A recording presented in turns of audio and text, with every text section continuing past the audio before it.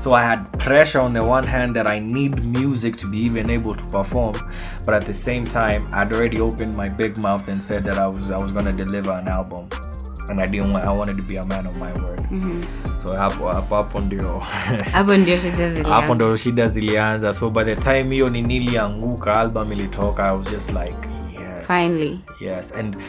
And people, there's still so much more, you know. If people loved this, I'm like, wow, awesome.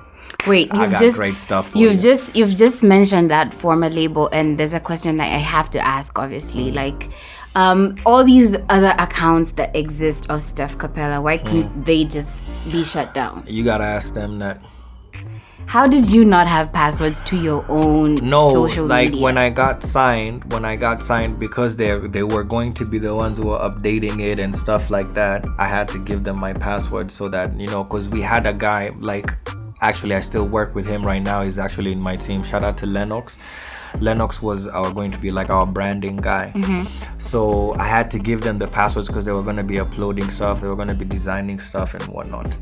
But a part of the contract was like something about like they become our property, like your social medias. Once we start like augmenting it, it becomes our property or some shit. So after that, like, you would just think, I mean, it's social media. The thing had like 2K followers, you know, like it had like only like 2K or some shit, like, or no, I think I had 2K, and then after that we had 4K.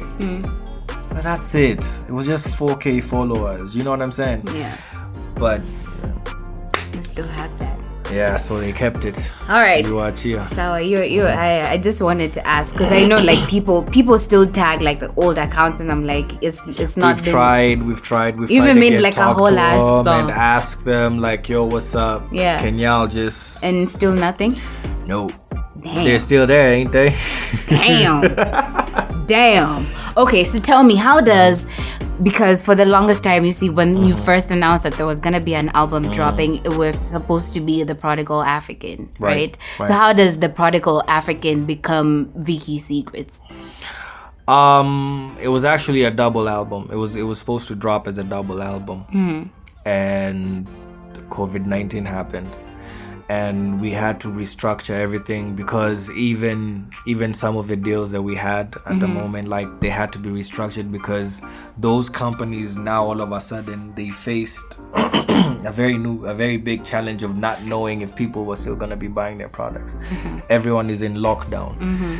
So even them, they had to put a hold to everything, all their operations and all their plans. So us guys got caught in that, you know, that tidal wave of nonsense that Corona has brought about. So we had to restructure and figure out, like, how can we still put music out without also like doing a disservice to the amount of work we've done over the years.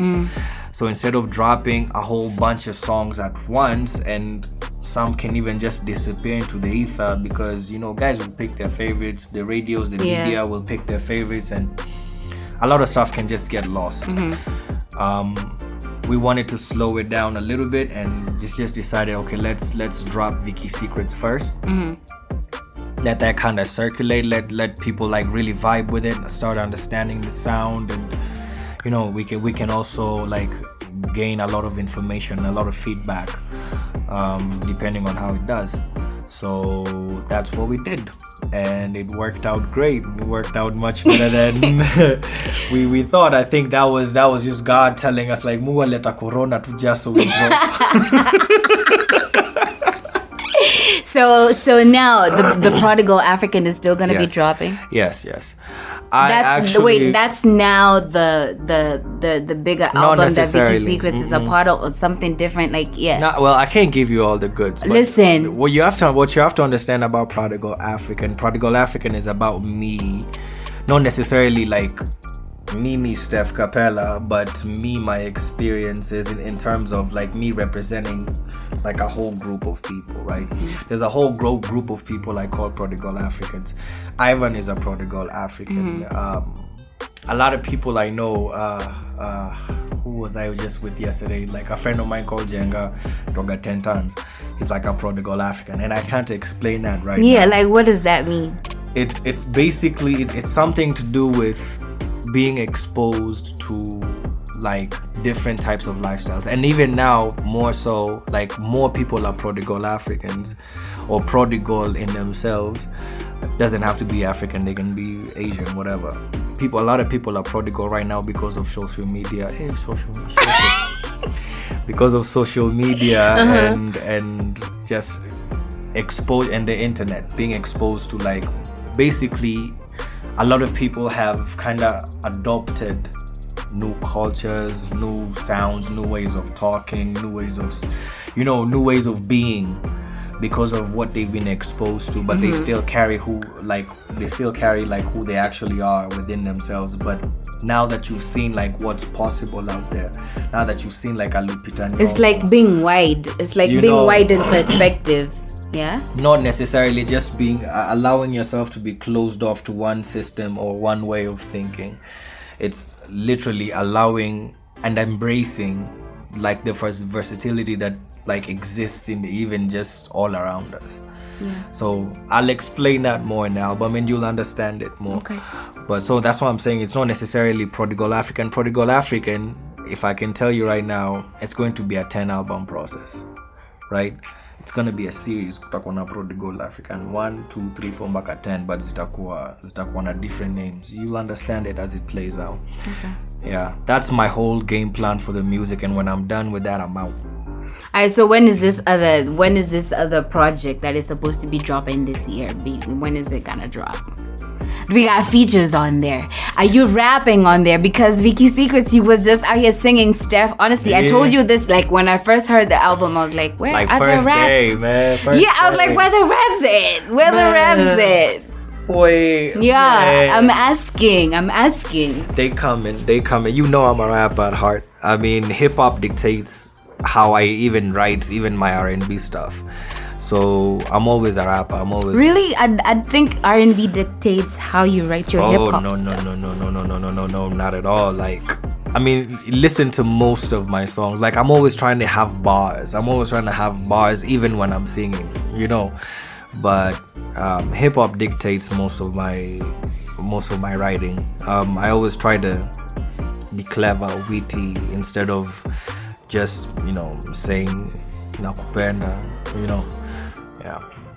So you're not telling me when this other project? No, I'm not telling you when. No features, nothing. You're not gonna tell me about that. Nah. All right, let me ask about features that I guess we've been waiting on that we haven't seen. So I'll start with the one that I think like people don't know of, or not too many know of. We'll start with the one Ecstatic and Cali. Whose record was it? That was Ecstatic's actual record. Have you, I did a live session with her and she played it on live, and she was like, it's gonna be dropping, I guess, soon or something. Have you guys had a conversation on when this thing is gonna be dropping, or did you just lay your verse and you're like, alright then, y'all gonna let me know? I mean, I think everybody goes through their own process about, when they want to release stuff. Yeah. I honestly can't speak to her decision about when she wants to actually drop it. I have no idea, but it's something we talk about, me and her, like on and off once in a while. But it really is up to her. As for me, my job is to like make sure that I do my best when like I'm in that type of situation. So yeah, man. What about the collab with Abbas and Traboli? I got a snippet of it from that was dropping very soon. Very, very soon. Like let me put it on the record right now. Might even be this month. Listen, let me put it on the fucking record right now. I called dibs on that record. I played it. Okay, listen, if you're listening to this podcast, please go and revisit the episode with Abbas. We talked about this actually collaboration, and I played a snippet of it. It has that high noon vibe, and then I was told Ivan produced. I was like, what the fuck? Yeah. No way. Yeah. No, that was some sick shit. And then I said, because Steph refused to drop Wani Nani on my show, the only way he can appease my spirit is by letting me exclusively drop that joint with Abbas and Traboli. Talk to me about the coming together of that record. What is it called in the first place? I think it's called Jew. You think? I think it's called Jew. I'm pretty sure it's called Jew. Yeah, and the way that happened, tulienda kelele sessions. And Abbas was there. Like, Abbas was one of, like, you know, they usually have like a couple of OG artists to just kind of like keep game to the guys who are premiering the new music. ones. So yeah, he was there alongside King Kaka, and you know, so he just heard some of my music and he was like, yo bro, that's fresh, you know, man, that's dope.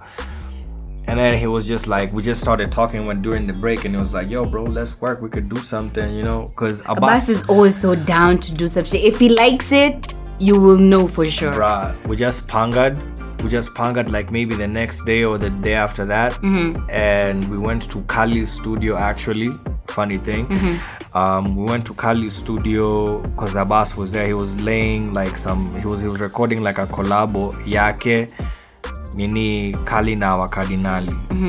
So they were recording that, but nini Kali wasn't there. Kali's your commander happy. So we actually went to get Abbas.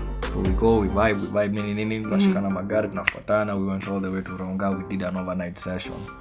So literally, Abbas, the whole day, had been chapaing collabos. The whole day. Like, he'd been hopping from studio to studio to studio to studio. Not slept usiku mpaka the next day. Because he was leaving in like a couple of days or something. Yeah. So he wanted just to knock them out. Bop, bop, bop, bop, bop, bop. Very impressed. Like, he's the GOAT. His and then energy, also exactly. Amazing. So yeah, that's how we recorded that. Tulikuwa na Trabolisa hiyo, did that. Trabolia alikuwa at the kelele session. Where did you link up with No.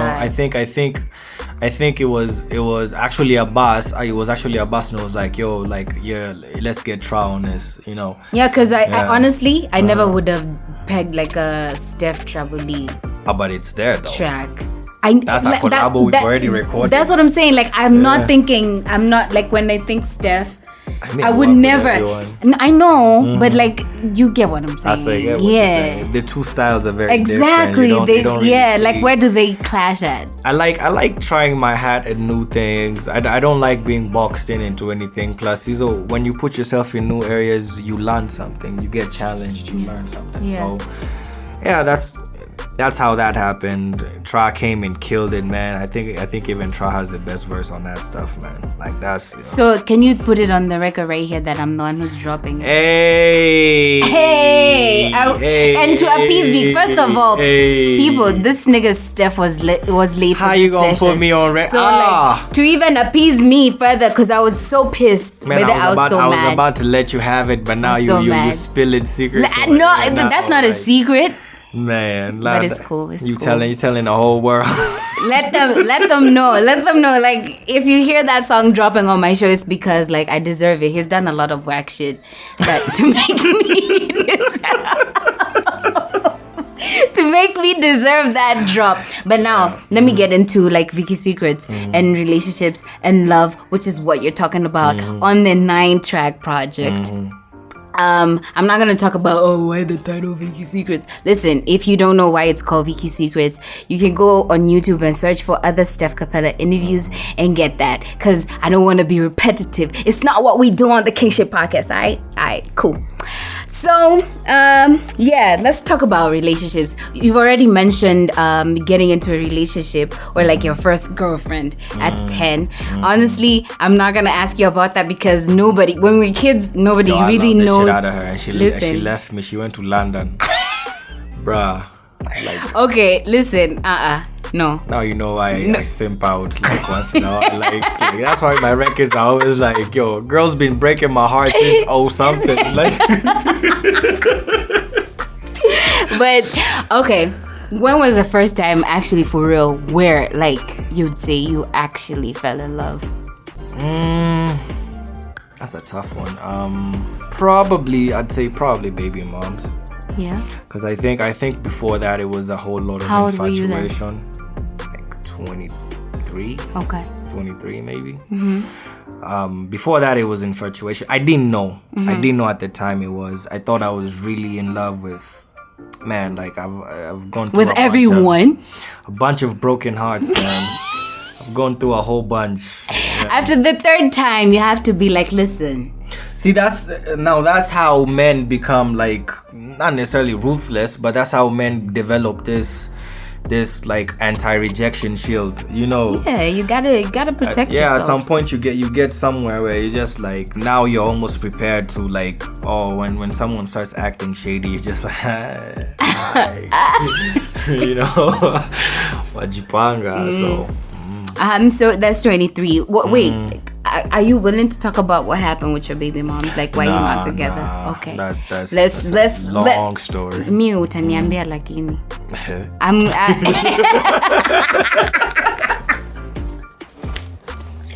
I'll go find out. Okay, so what happened? How do you know, like, that you're actually in love with the person and, like, this is different from just a crush or infatuation? Or just sex? I think there's like, I don't want to say this, like, obsession is not love, and definitely possession is not love. When you get to a level where you understand that love is about giving than it is about taking, and you want to be with somebody because you want to be there to make sure that they're as good as they want to be. You know what I'm saying? Like, whether it's not even like in terms of like emotionally and financially, but zote. Like, you want to make someone just make akwe tu as good as anaweza kuwa, and not like they're your own little project, but you're just there to support them because you honestly just love them. I think when it gets to that point, that's when you know, like, okay, I'm in love. It's not so much about what they can do for me, but what I want to do for them. And they say, like, okay, they don't say, I just got this from Southside by Lloyd, that every man is... That's one of my favorite songs. I love it. I was playing it before the show, before the podcast. So, listen. Sorry. No, I love that song. Yeah. That song it's a classic. One of my favorites. It's a classic. So he says, you're allowed 3 great women in your life, like 3 chances to fall in love. Do you think that's true? Do you believe that's true? I think so. I actually can believe it, because once you've done it twice and it didn't work out, like, the third is only as much as you're willing to really try to give, because true love is deep, yo. True. It's and not exhausting. Yeah, it's not like, shallow. It's not easy to a lot of people think they're in love, but they're not in love. They're in a situation where they're addicted to each other for however they choose to express whatever. Exactly. Yeah. Some people are addicted to pain from each other. Some people are addicted to whatever it is. But yeah, I'd say, like, after the second time you've done it, like, maybe even the third would be as much as you would be willing to go, but after that you'd just be ruthless. Have you fallen in love 3 times? Twice. I'd say I've done it twice now. Damn. 2 down. You could be back in a life. Exactly. I was just about to say that. Shit. I was like, Mbebekshaka hat kamoja pale in the corner. Mwana movie Jumanji when you're sona. Salaguka. 2 are gone. Oh my god. Have you ever been in a situation where you feel like a woman, like, let's say one of the 2 who you were in love with, or both of them, the one who got away, have you ever, like, just felt like, damn, if things were different, me and this person would definitely be like a forever type. So if I had it my way, if I could do things the way I wanted to do them, me and this person would have like a forever type situation? Have I had that? Yeah.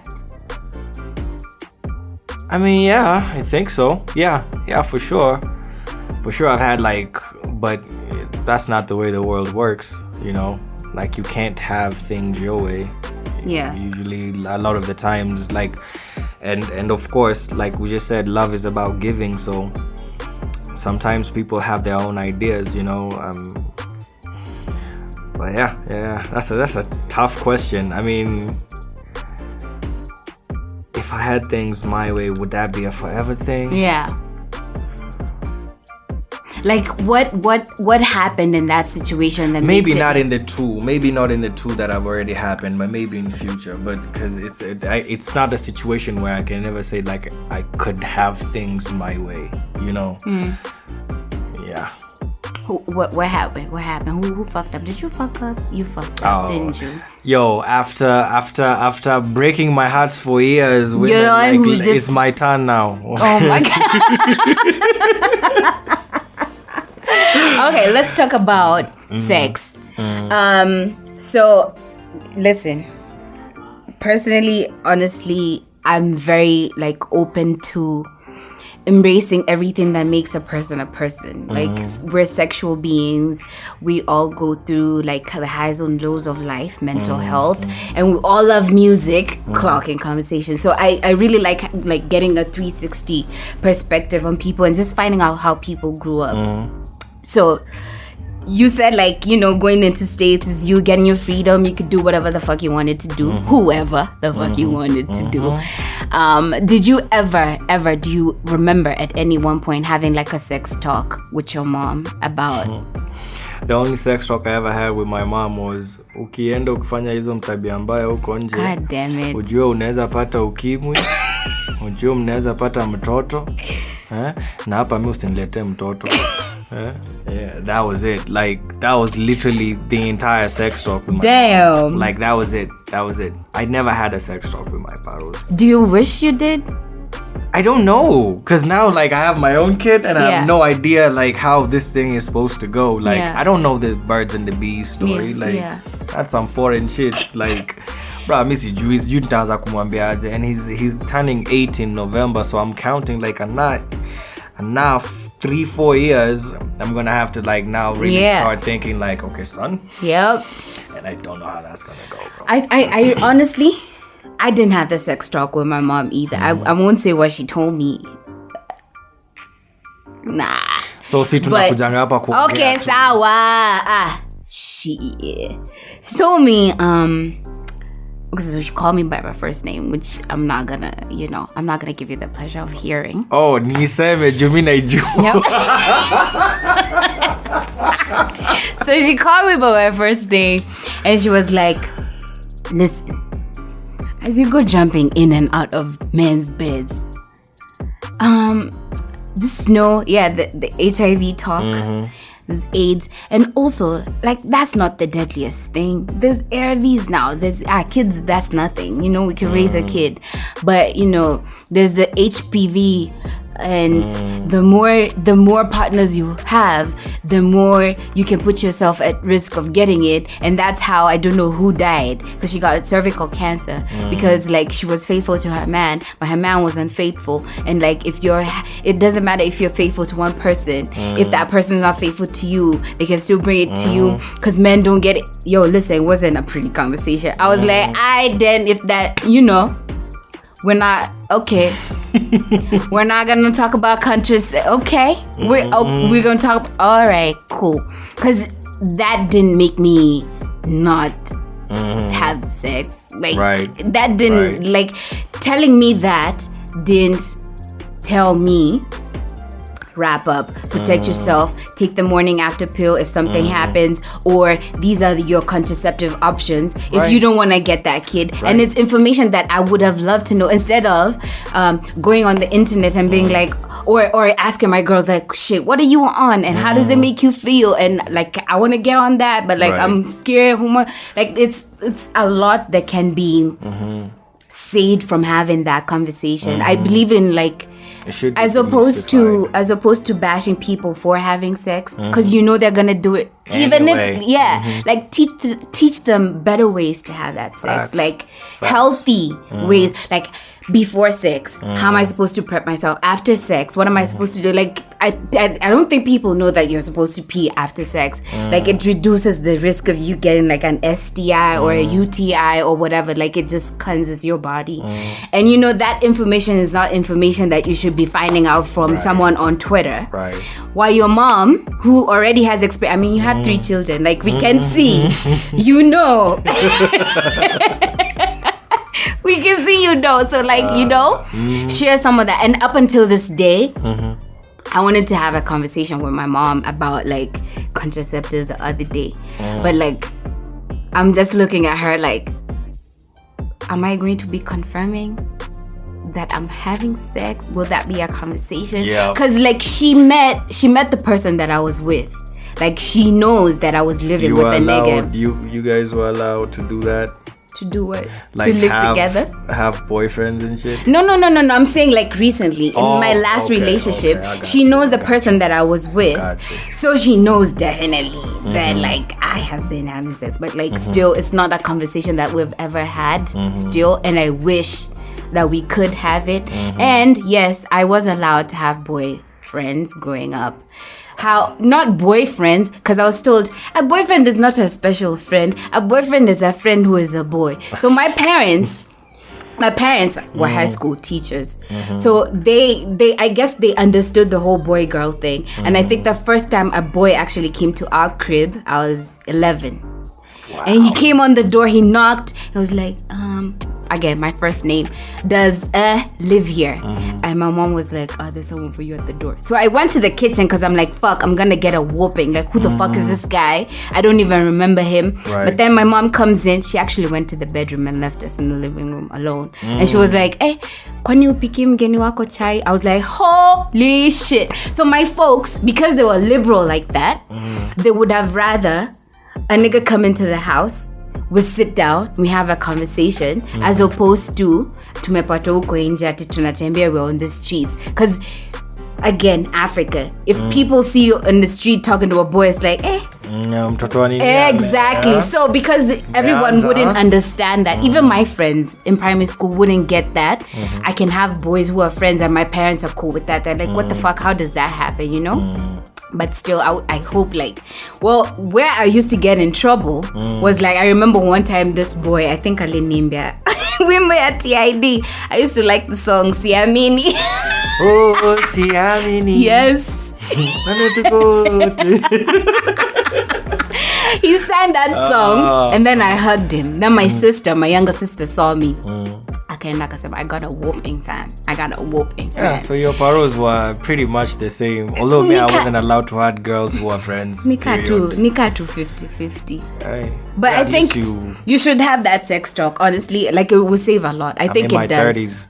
Oh, with my son? Yeah. Okay, I got you. I'm like, nigga, what? With who? Like, with my mom? Like, pull my mom kind of mom? Let's talk about this. How do I do it? How do I work things out? Okay, so, alright, cool. First time I fell in love, we've talked about relationships. Let me just see, because yes. Now, don't look at me.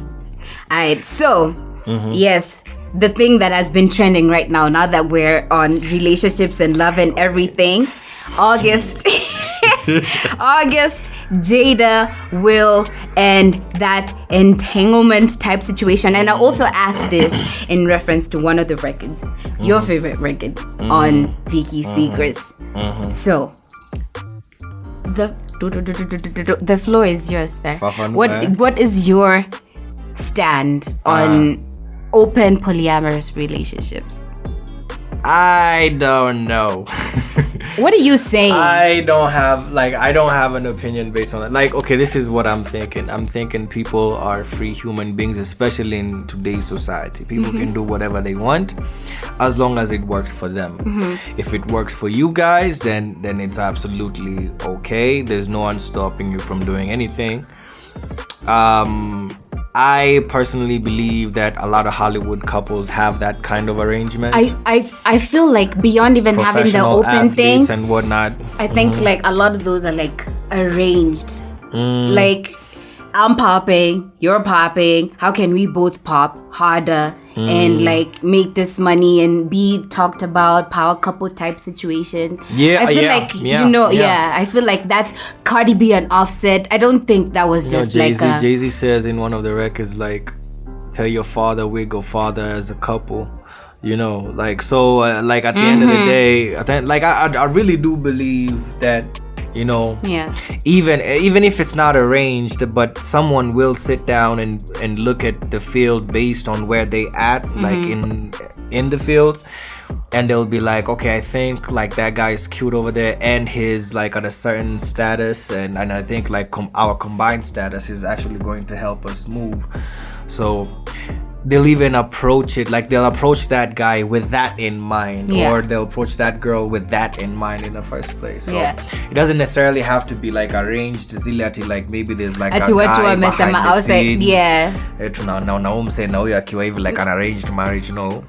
But I mean, it's a really tempting world, and it's not just for celebrities. Even today, even for like regular couples, you know, guys out here. So yo, do what you do as long as both of you are cool with it. That's your opinion. That's my opinion, yeah, actually it is an opinion. It is an opinion. What about, like, let me just ask, I want to know what you're thinking is of this whole August Jada situation. Do you think Jada is a predator? Do you think August was okay, tell me what you're thinking. Okay, this is the thing. There are different kind of people on this planet. Like your attraction to certain kind of people, you're attracted to people for different reasons, right? I can see why August would be attracted to Jada, especially in that moment, because Jada is one of these people that's more like a healer, not necessarily like a healer in terms of like a shaman ama nini, but a healer in terms of just mental space yake na Kenya anajaribu kufanya na wase. Even from the Red Table Talks, I've never watched a single episode, but I hear, you know, like she's one of those like open yourself and tell, and you know, and like, allow yourself to feel, and even just with the positivity and the whole family really. So I think August was attracted to that because he saw himself getting better. He was sick, number one, and then number two, he was like had like drug issues and whatnot. So he knew it was gonna be good for him. I didn't think he went in there with the express intention of getting into a relationship with Jada. Definitely, that's what she said on the Red Table Talk, that it started off from August being really sick and her wanting to be a part of the healing process of August, and then that developed into entanglement. Oh my god, I don't know how that happened, but yo, it's happened before. Oh, so you have with Jada? I mean, Tupac, bro. Oh, I mean that one was different. You know, Pac said the same shit. Like if you remember, Pac said like he really in love with her. Loved Jada. Yeah, like really loved Jada made him climax without having sex. That's what he said. Remember, Pac and Will were popping at the same time. And they could never collab regardless of how close there were 3 degrees separation. Like one degree of separation between the two of them. Jada. Yeah.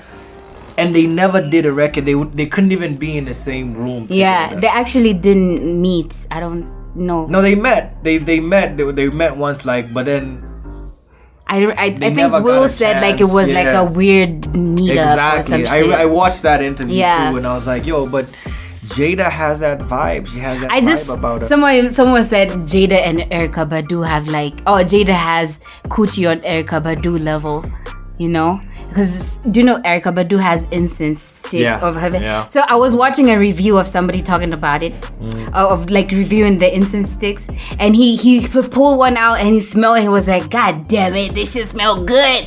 And then he ate it. So he was like, what? He was like, you know what he said? He said, oh my god, I know you're not supposed to eat them, but like this just tastes so good. Erykah Badu might have the best pussy I ever tasted.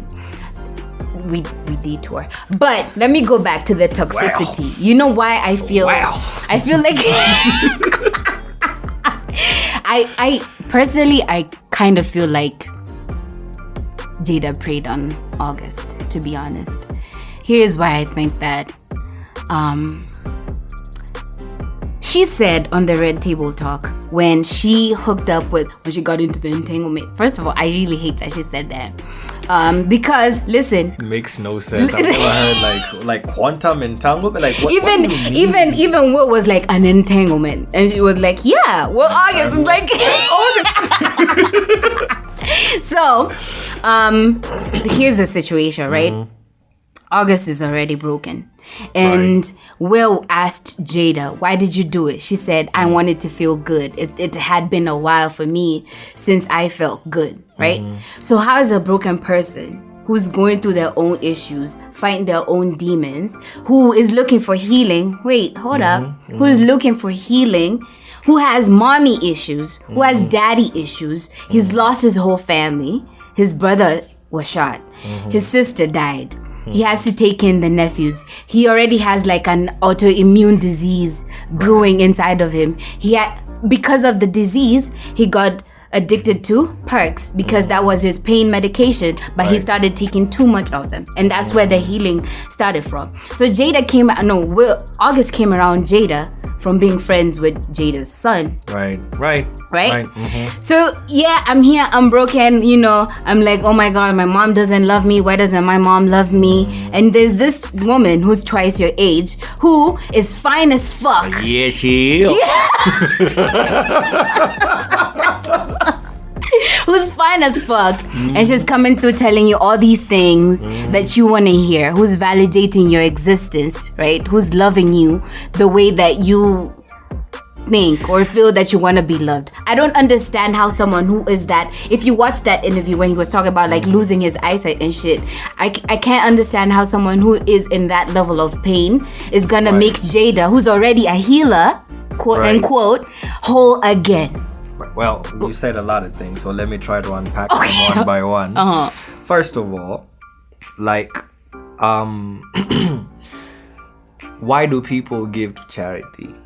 Why do people do good things for other people? Is it like so you can feel good and I feel nothing, or like do you actually really get some joy from helping other people? You feel good too. Right. So, I mean, if that's who she is, if that's who she identifies as, like, I am someone who likes to help people and it makes me feel good. It makes me feel good to help.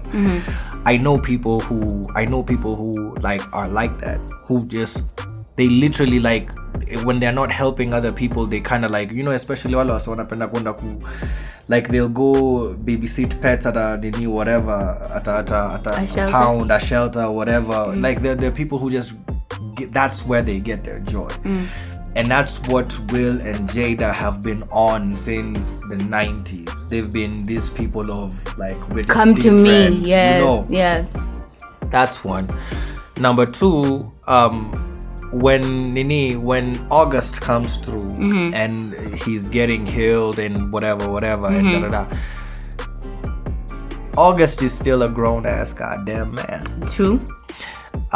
You cannot be responsible for how someone feels about you. You can only be responsible for what you allow yourself to feel, right? So August is still a grown ass man. He is. So he's not like walking in there kama kabebiku whatever. Does he have issues? Of course, but so do all of us. And I'm not saying we have the same kind of issues, but if we run into a situation or whatever, like, we deal with it. You know what I'm saying? I feel like, okay, continue. That's two. Number three, Will and Jada, they've always had that, like, you've always heard the rumors that they have open relationships. Yeah. And whatever. For the longest time. Plus, this was a time that she was also going through something, a separation from Will. Yeah. Right? Yeah. So you don't watch Red Table Talk, but you watch that one. I don't watch Red Table. So you watch that Everybody watched it. Are you kidding me? Ninani hajawachi kitu, like, it's been the talk. Like, I'm telling you, Jana Mzima, every single person that I talk to, every single person, except my mom. Every single person that I talk to, topic ilikuwa hiyo. Ilikuwa like entanglement. It's crazy. Like, entanglement was the buzzword ya jana, right? It was trending on Twitter. But yeah, so, and Jada herself is still human. She's still human. And I'm not even thinking it's a mistake, because I'm pretty sure Will's got enough pussy in his day. He did say that. I think it's something that they do actually. So it's not a situation. If anything, I'ma say this. August, man, like, I was about to say I'm a fan of your music, but I haven't heard your music in a minute, so I don't know if you're still dropping. But wait, he just listen. August he dropped an album. I got that. The Product 3 State of Emergency End. Well, okay. Skiza, kijana hata nikuongeleshe kiasi. Ati ni kama atasikia. Younger than me, so kijana skiza. You broke the side bitch, side nigga rules, bro. By coming out. You broke this stuff, and I was having this conversation the other day. And nilikuwa naambiwa ati hapana si makosa yani. But there are a lot of people on Lily August who kujui kwa nini. Ati actually alikuwa naambiwa it's August's, alikuwa naambiwa si fault ya August ati whatever. No, I was actually arguing, nimekumbuka pole. I was thinking we were having an argument because mimi nilikuwa nasema Jada fucked up. I was saying Jada fucked up because her side nigga came out and started running his mouth. And it was like, no, it's not Jada's fault, it's his fault. And I'm like, but wait a minute. If I had a side girl and she came out and started like really talking and telling everybody whatever, you would say it's my fault. Because it's my like it's my side piece that's ruining whatever, that's fucking shit up, right? Yeah. But now that it's Jada's side, whatever, doing it, like somehow y'all don't want to blame Jada, y'all want to blame him because. But I literally said Jada preyed on. That's not you. Oh, that's not you. I was having an argument. But basically, this is how I think we went off topic, kidogo. But basically, I don't think Jada preyed on August. I don't think I don't think it's August's fault either, but I do blame August for running his mouth so he could sell some albums. That honestly, that one, that I don't fuck with. The fact that he came, because I was saying on the Red Table Talk, it almost happened 5 years ago, and it's like, why now? And honestly, I still believe that there's more than they're letting us on. Like, there's some shit that we're not getting to see. This shit could all be stayed. They'll be like, Red Table Talk is tanking. Please, we need to promote this shit. And then August is like, I got an album. And then they're like, let's get this money. Bad Marriage for Life. Fist bound. Like, that was funny. What is that? That was funny. What was that? Honestly. And I literally just watched it right before I got here. Like, Leo. Red Table Talk. Yeah, like when I was at Ivan's right before we came. That was just a whole situation. Like, I didn't get it. I was like, we ride together, we die together. Bad Marriage for Life. Yeah. That's the bad boy slogan, right? So it's like, that shit don't make no sense. But anyway, away from August. Do you. Yeah. No, as long as it makes you happy. Nice, do your thing. Would you be open to an open polyamorous relationship? I think I could do it. Yeah? I think I could do it. So, like, what, honestly, and I did ask this on Instagram, what are the dynamics? Because what happens if you hook up with somebody else that your partner is aware of and you end up catching a feeling for this other person? Then you guys are not in a polyamorous marriage or whatever that you thought. Polyamorous relationships, I'm made aware, is when, like, you're in love with, like, two people at the same time and those two people know.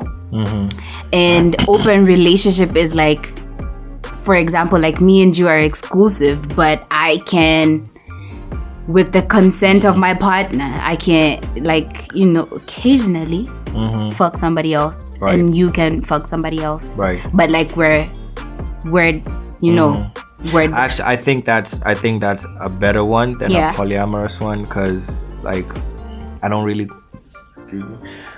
think you can be in love with two people and not have like some issues. You know what I'm saying? Like, someone will get jealous. Like, it's just natural.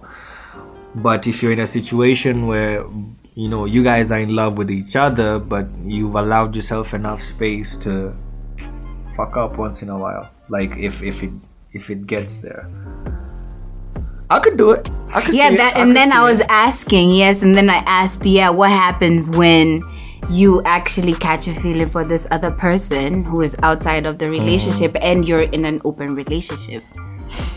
Then I'd just say that you guys split up. Either you guys split up or I mean, you sacrifice your feelings for that person that you're catching, or one of them. You know what I'm saying? Like, because I don't know how else, like, what else would play out. Yeah. And if you guys do agree to be in an open kind of relationship thing, it is paramount for both of you guys to make sure that you're not trying to see someone in a way that you can catch feelings for. Because if you but do, I mean, listen, sometimes you can't. I mean, come on. No. Listen, wait, what you saying? I'm not gonna let you have that. No, sometimes you can't. Sometimes you can't help.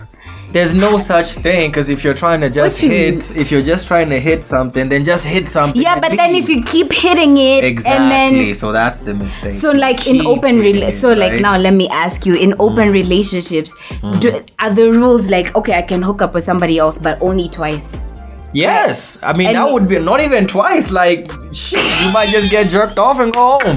Like, no, bruh. Like, I mean, there has to be some, like, look, in any kind of situation, there's always give and take. Like, there's something to sacrifice. Yeah. So kama umeingia situation alafu na unajiambia, okay, sasa hivi ndio itakuwa yetu, mimi na wewe tuko allowed kufanya hivi, but hey, the only way this works is if pia wewe ujidiscipline in such a way that unajua wendi kurudia mse moja sana, because then now you're fucking up that relationship, because that's against that rule. Yeah. Because otherwise, how can we be like in love with each other if I'm allowing myself to be in love with somebody else? You see what I'm saying? Listen. You know what? I have something to say, but I ain't gonna say, because like I don't want to take forever on this topic. I mean, with relationships and opinions and stuff, like I feel like those are personal things, and no two people could ever agree on one particular thing unless they're agreeing on, like, okay, me and you have feelings for each other, but like your perspective on love and my perspective on love will not necessarily be the same thing. True. Because we have different experiences, how we've been shaped and all that shit, right? So tell me now, while we're on this topic, why Wangu na Wangeshi is your favorite song of the album? Damn. Tell me. Yani yote ilikuwa tu kunizungusha tunileta hapa. Anyway, si tunaongea about Vikky Secrets ama? Wangu na Wangeshi, I felt like at least every man can relate to some point.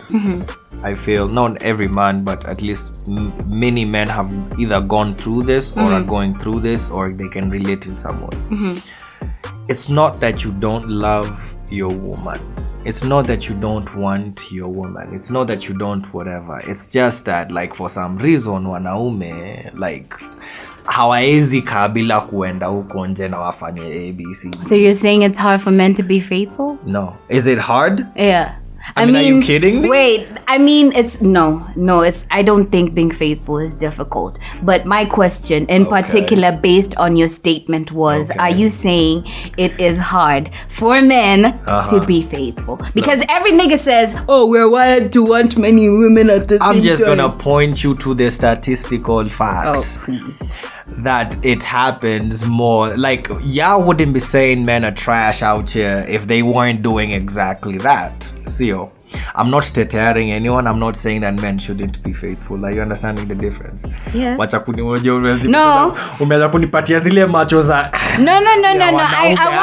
want us to talk. Look, I'm just saying, like, men should and do have to work harder to remain faithful in their relationships if that's what you guys are doing.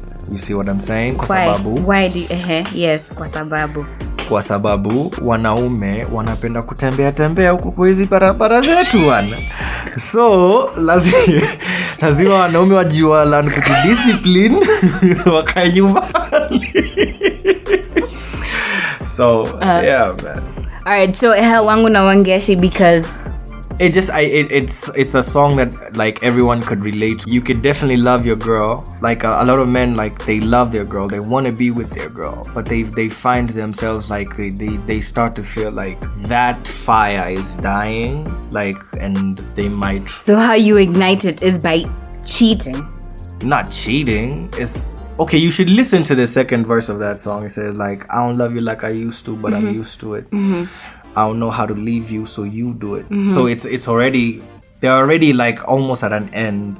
You understand? Like they're almost at an end, and it's not a situation where he still wants to be in that situation, but he's still saying that I love you, because you can love someone very much and not be in love with them.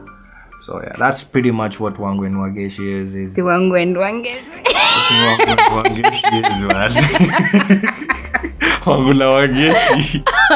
Okay, alright, cool, sawa. Wait, the last question now. Do you, now that we're talking about this whole open relationship, polyamorous type, monogamous type situation, do you actually see yourself having a forever with one partner?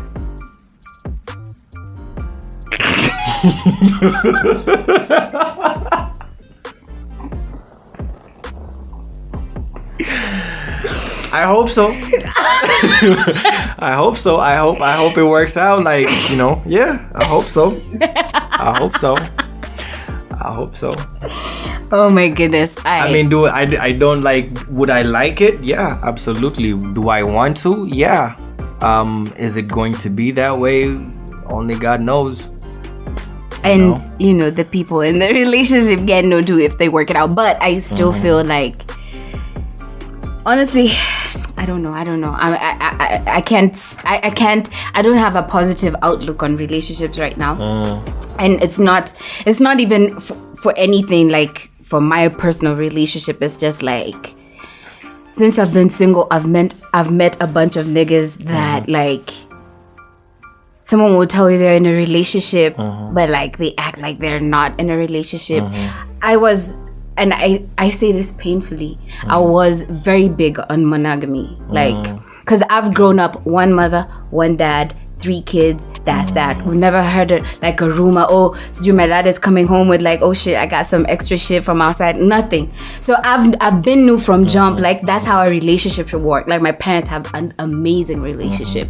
Even communication, it used to piss me off that like they would talk about shit. Like, I'd call my mom and say, hey, I need money, and it'd be like, but dad told me. And I'll be like, listen, y'all don't have to talk about everything. Exactly. And they still present like a united front. When they came to visit me in school, I remember like growing up, we'd have like wrestling matches at home. Like me, my mom, my dad, my sisters, and like guys would pick teams. And when I grew older, like when my boobs started growing, and it's like a very painful process, so I couldn't get in there. Family. Listen, like, you guys it was crazy. It was crazy.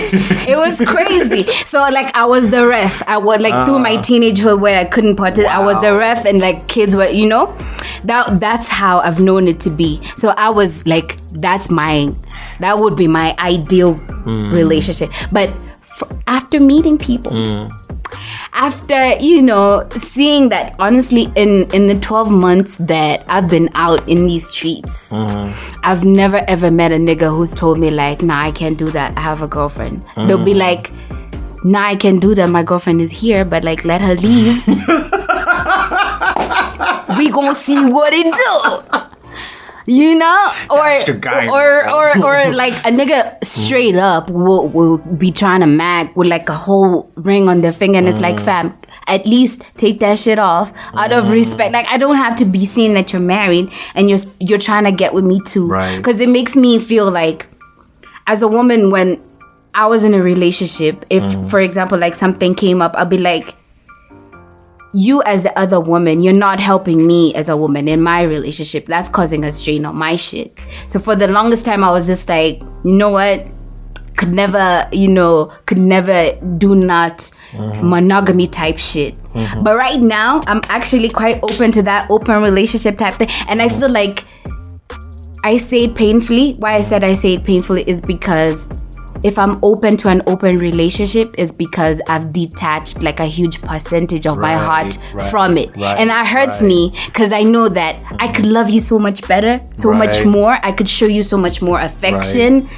But because I know you're not going to reciprocate that shit, because we have said that this is not that kind of relationship. I can't allow myself to give myself to you like that, on that. I love like...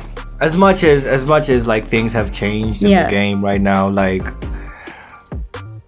I mean, it's still a choice. It's still a choice for the couple. Like, we all don't have to now, like, be like, okay, this is our new reality. It's going to be open marriages and open relationships. Yeah. It's still a choice. We can still choose to be, you know, like, monogamous. Like, because that's what we like. That's what we grew up watching. I didn't grow up watching that shit. That's why I said, Steph, that's why I said, like, my experiences influence my perspective on love. And your experience, you see, like someone who's niggas was white. Listen, when it gets to the point of, I would tell them, like, if you're coming to my visiting day in high school, nigga, wrestling, wrestling, my G. Why they do that? I'd tell them, like, if you're coming to school, please, let's keep the holding hands at a minimum. Let's keep the jokes on a low, please, because I'm not about that life. And up until this day, let me tell you. Up until this day, if my mom says I'm going to bed, my dad will be like, "Alright then, peace, I'm going to bed too." If my mom says I'm going to shower, my parents still shower together. Like, since I was a kid, I've never.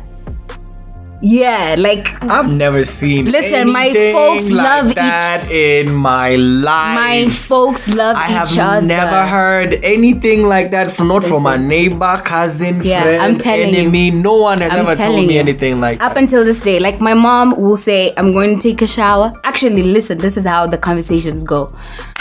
My mom calls my dad's name. It's like, "Yo, I'm about to hit the shower." It's like, "Alright then, cool. I'ma see you there." My mom, listen, it's just like they're super intimate. I think up until now, my mom still like kind of goes to bed naked or something. I don't know, because she's opened the door for me in a towel. I'm like, it's the middle of the night. Why do you have a towel? Where you get a towel? They really love each other. So because I've seen that level of love, I know that I can give that level of love, and I would expect that level of love. Like, my dad has sacrificed so much shit for my mom. My dad has cussed me out on behalf of my mom. Like, my mom will tell me, "Oh, no, it's cool, it's good." But my dad, when they have a conversation, he's like, "Oh, she's not really okay. I'm gonna show this little one what the fuck, you know?" Wow. Yeah, they ride for each other. They've always, like, even when they fight, my whole life, I think I've only seen one argument when I was 13. That was the only time my parents ever fought in front of me. And I was like, what the fuck is it? Like, my head was spinning because I was like, are we about to get divorced? Like, what the fuck? Like, I've never ever. So my parents have really taught me, like, what a true, like, monogamous, loving, open with each other relationship is like, you know? Like, my dad would be in the kitchen cooking with my mom. Like, he'd do the dishes, some shit that my people in school would be like, "Miss Jay on Namzai in the kitchen." And even if it's a day that he feels he can't participate, he'd sit there with the newspaper and just talk to her. They'll come home and you hear them, like, cracking up in the middle of the night. Like, those niggas loved each other, or they love each other, and it's dope. But I understand we're in the 21st century, and nimekuja tu ku accept that, you know, the only man who can be faithful to me is, like, you know, Kenyatta when he was on the notes, but he's no longer on the paper. So, like, I just get my money. So anyway, we wrapped up. Thank you for coming through and you know, like, sharing yourself. Yes, that was dope. Did you enjoy this conversation? It was very, very dope. Yeah. Thank you for having me. Thank you so much for checking out this episode of the Kingship Podcast. I hope you have enjoyed yourself and have been able to learn a little bit about Steph Kapela. Go stream Vikky Secrets, out now everywhere. Enjoy some cuffing season music. And of course, if you did enjoy this podcast, do not feel shy. Put your homies on game by sharing this on social media and tag me across my social media platforms. At JustRubyV is where you can find me. Do you have a opposing opinion? Do you agree with something that we said? Do you disagree with something that we said? I'm always down to hear from you and engage with you. So hit me up, holla at me, and I'ma check you out in season 2. All right, peace.